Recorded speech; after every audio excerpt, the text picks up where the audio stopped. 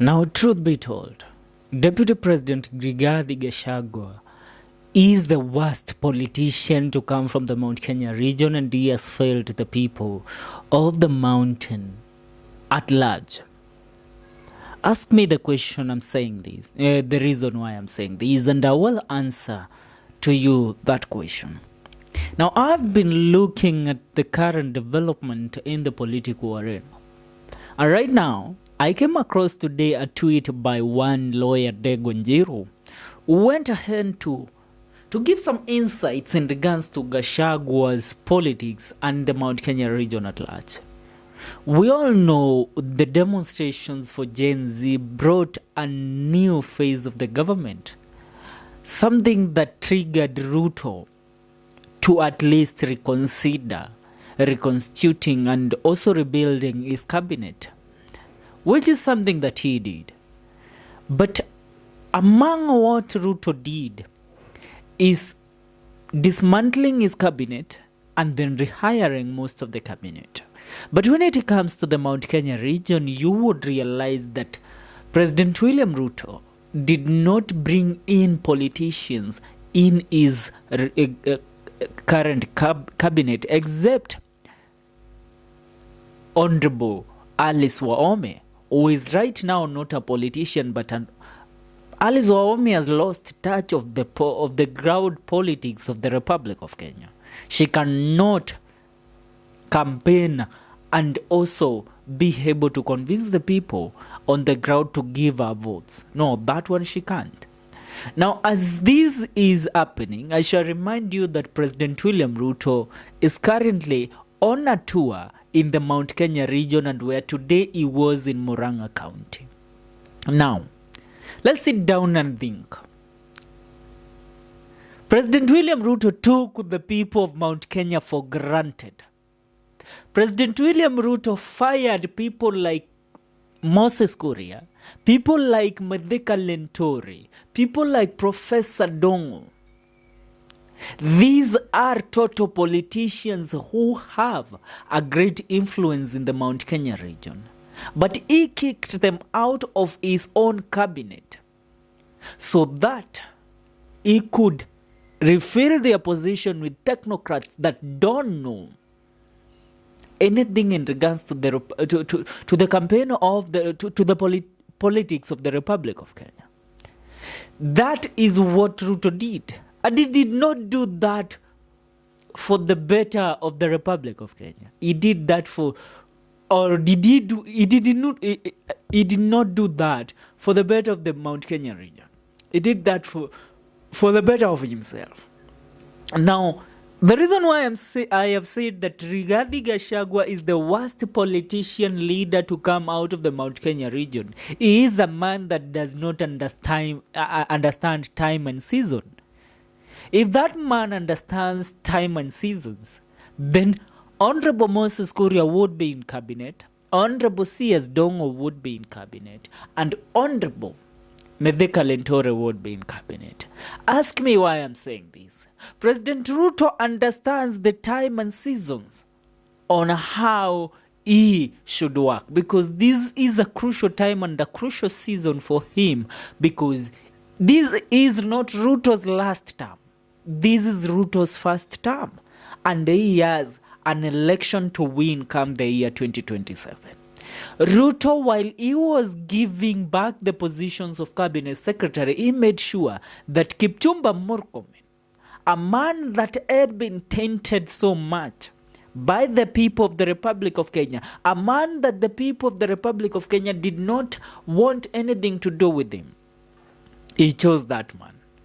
That guy is a politician, and not only a politician, a genius politician when it comes to Ruto's inner circle. Apart from that, Ruto chose David Chirchir. That also is a politician. Now, these are strongholds for Ruto in the Rift Valley region. These are people that hold him together when it comes to his Kalenjin community. Are you understanding me? But when it came to the Mt.Kenya region, he picked Alice Wahome, Kithure Kindiki. These are weaklings when it comes to the politics of the Mt.Kenya region. And Rigathi Gachagua was so naive and put his ego forward, also championed that Honorable Moses Kuria to be taken out of the table when it comes to rebuilding the cabinet of President William Ruto. Now, I want to read this statement by Degwa Njiro so that you understand the point where I'm coming from and what I'm trying to pass across. And I want you to listen to it very careful, because Ruto is not a man that is a man to be joked with. The people of the Mount Kenya region are so naive, and mtaniruhusu niwaita wajinga kwa wakati huu. Viongozi wenu wamejawa upumbavu na ushenzi. How do you get cheated to handing over things that matter so much to you? Now, in a recent post on X, Ndegwa Njiro, who is known to being a big critic of President William Ruto, said that Mount Kenya people were played. He revealed that while Ruto was appointing politicians as cabinet secretaries from other regions in Mount Kenya, he appointed unknown technocrats. True to his words. Watu wa Mount Kenya mlichezwa na huyu Ruto wenu. While in other regions, Ruto was appointing politicians to the CS positions. In Mount Kenya region, Ruto, as the president, now that one there, nika nimeipoteza. Ruto has appointed the non-technocrats to the CS positions. Now, this is a big setback for the Mount Kenya region, because the technocrats have no idea on what politics is about and will therefore not have any influence in aim whatsoever. Politicians would easily understand the game and therefore know what is cooking. Sure, people like Moses Kuria started disagreeing with the president of the Republic of Kenya kitambo sana, because they sold the light and realized that Ruto is lost, that Ruto is becoming an unpopular candidate in the people around the people of the Republic of Kenya, and that's why he started also championing for the people of Mount Kenya region to be against the DP, and also started exposing Deputy President Rigathi Gachagua. But when you sit back and look at this whole scenario from another dimension, you will realize that Ruto only disregarded the politicians of the Mount Kenya region. When you go to other regions, go to the coastal region. Although he removed Aisha Jumwa, he is going to constitute her again. He is going to bring her back, because Lagat was unable to fill the position that she was selected to fill. So Ruto will bring back Aisha Jumwa. Ruto chose Hassan Joho. Ruto chose Salim Voria. Ruto chose who else from Mombasa? No, from the coastal region I have mentioned today.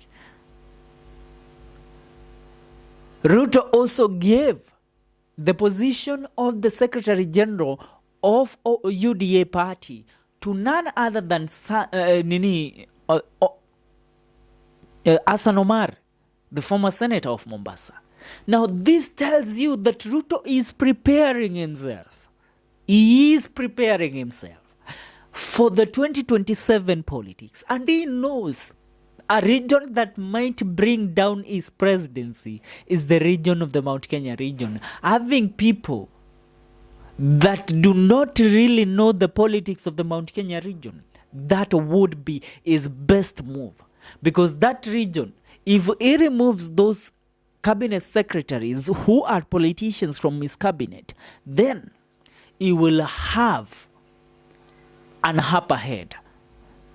Today you have seen the game, the whole scenario that has played out at Jimmy Wanjigi's Muthaiga. Tell me, do you think that Jimmy Wanjigi is a terrorist? No, Jimmy Wanjigi isn't. He is not a criminal. He is just a man that knows what Ruto does behind the curtains in terms of the economics of the Republic of Kenya. It's because Jimmy Wanjigi has insights that Ruto is not for the people, will not be for the people, and shall never be for the people, but Ruto will be for himself. Now, the people of Mount Kenya region have a hold dog for a leader, somebody that, you know me, I wonder, how do you sit down and justify your leader that is work in the Mount Kenya region because he doesn't go anywhere else, is fighting illicit breeze? Unapigana na Muratina ya nini na pia unakunywa Muratina? That is the work they gave Gachagua, kupigana na Muratina na Chang'aa. That tells how foolish of a leader that guy is.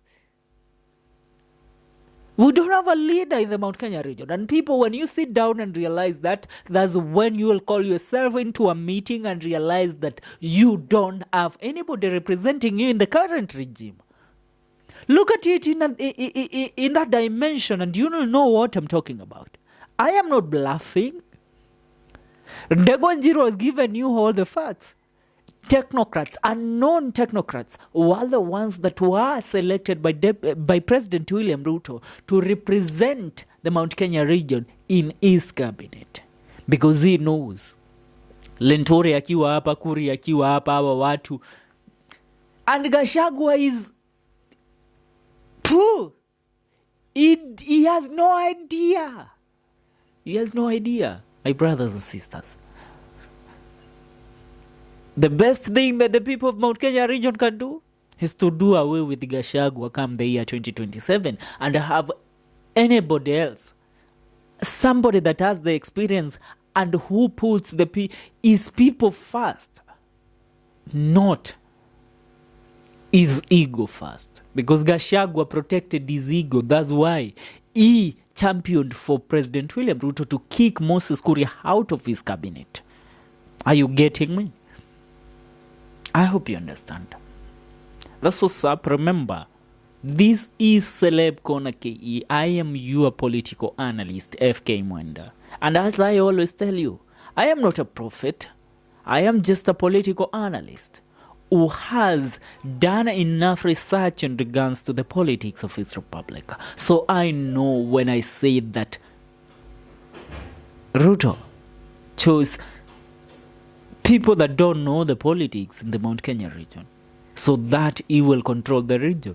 Now, I saw today in Murang'a him having a multitude of crowd following him.